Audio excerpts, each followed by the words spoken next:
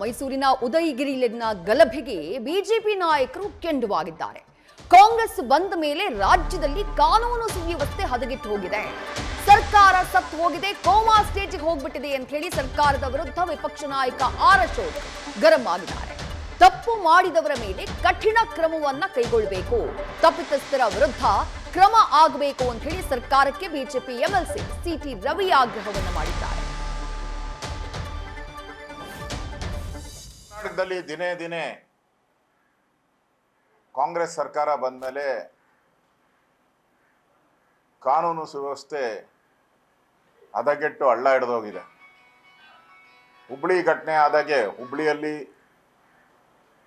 Police ಠಾಣೆ ಮೇಲೆ ನುಗ್ಗಿ ಪೊಲೀಸ್ ಜೀಪ್ ಮೇಲೆ ಹತ್ತಿ ಇಡೀ ಪೊಲೀಸ್ ಸ್ಟೇಷನ್ ಮೇಲೆ ಕಲ್ಲುಗಳ ತೂರಾಟ ಮಾಡಿ ಹಲವಾರು ಜನ ಪೊಲೀಸರಿಗೆ ಗಾಯ ಆಗಿರುವಂಥದ್ದು.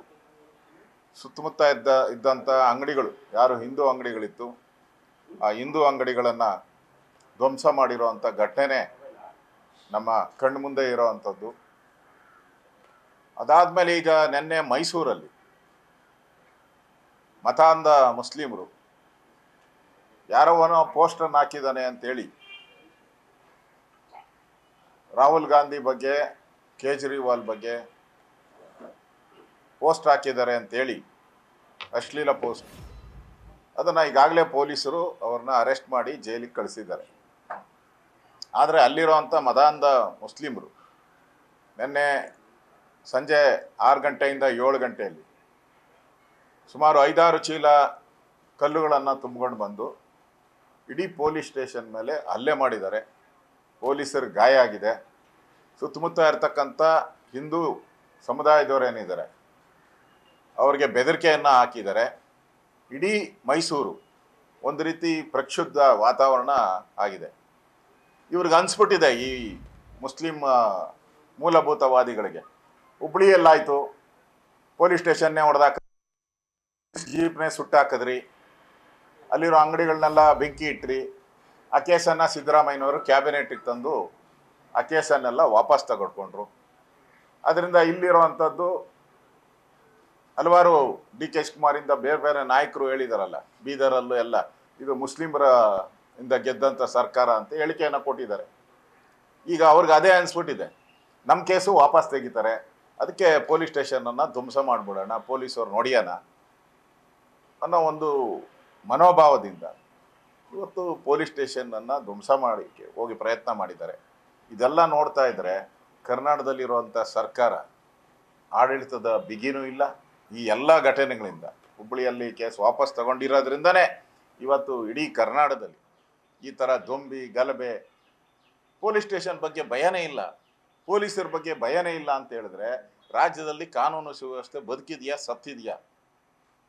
ಇದೊಂಥರ ಪಾಪಿ ಸರ್ಕಾರ ಯಾಕನ ಬಂತು ಅಂತ ಜನ ಈ ಪಾಪಿ ಸರ್ಕಾರ ಅಂತೇಳಿ ಜನ ಟೀಕೆ ಮಾಡುವಂಥ ಒಂದು ಪರಿಸ್ಥಿತಿಯನ್ನು ನೋಡ್ತಾ ಇದ್ದೀರಿ.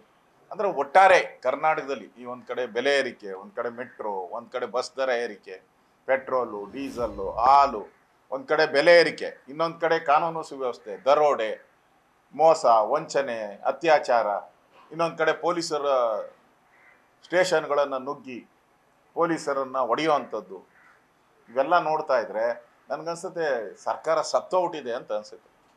ಸರ್ಕಾರ ಸತ್ತೋಗ್ಬಿಟ್ಟಿದೆ, ಒಂಥರ ಕೋಮಾ ಸ್ಟೇಜ್, ಸರ್ಕಾರ ಕೋಮಾ ಸ್ಟೇಜಲ್ಲಿ ಹೋಗಿರುವಂಥದ್ದು ಸ್ಪಷ್ಟವಾಗಿ ಕಾಣ್ತಾ ಇದೆ. ಇಂಥ ಒಂದು ದರಿದ್ರ ಸರ್ಕಾರ ಕರ್ನಾಟಕದ ಇತಿಹಾಸದಲ್ಲಿ ಯಾವತ್ತೂ ನೋಡೋಕ್ಕೆ ಸಾಧ್ಯನೇ ಇಲ್ಲ. ನಾನು ಕೂಡ ಸ್ಥಳಕ್ಕೆ ಹೋಗಿ ಭೇಟಿ ಮಾಡಿ ಅಲ್ಲಿ ಧೈರ್ಯ ತುಂಬುವಂಥ ಕೆಲಸವನ್ನು ಮಾಡಬೇಕಾಗಿದೆ. ನಾನು ಅಲ್ಲಿನ ಕಾರ್ಯಕರ್ತರ ಮುಖಂಡರ ಜೊತೆ ಮಾತಾಡಿ ಮೈಸೂರು ಕಡೆ ಹೋಗುವಂಥ ಕೆಲಸವನ್ನು ಮಾಡ್ತೀನಿ. ಸಣ್ಣ ವಿಷಯಕ್ಕೂ ಯಾಕೆ ಕೆರಳ್ತಾರೆ? ದಿನನಿತ್ಯ ಹಾಗೆ ಪ್ರಧಾನಮಂತ್ರಿ ನರೇಂದ್ರ ಮೋದಿಯವರ ಬಗ್ಗೆಯೂ ಕೂಡ ಕಾಮೆಂಟ್ಸ್ ಮಾಡೋದನ್ನು ನೋಡಿದ್ದೀವಿ. ರಾಜ್ಯದ ಹಲವಾರು ಜನ ಬೇರೆ ಬೇರೆ ರಾಜಕೀಯ ಪಕ್ಷದ ನಾಯಕರುಗಳ ಬಗ್ಗೆಯೂ ಕೂಡ ಈ ರೀತಿ ಕಾಮೆಂಟ್ಸ್ ಮಾಡಿರೋದು ನಾವು ನೋಡಿದ್ದೇವೆ. ಮುಸಲ್ಮಾನರೇ ಯಾಕೆ ಕೆರಳ್ತಾರೆ? ಕೆರಳಿಸುವಂಥ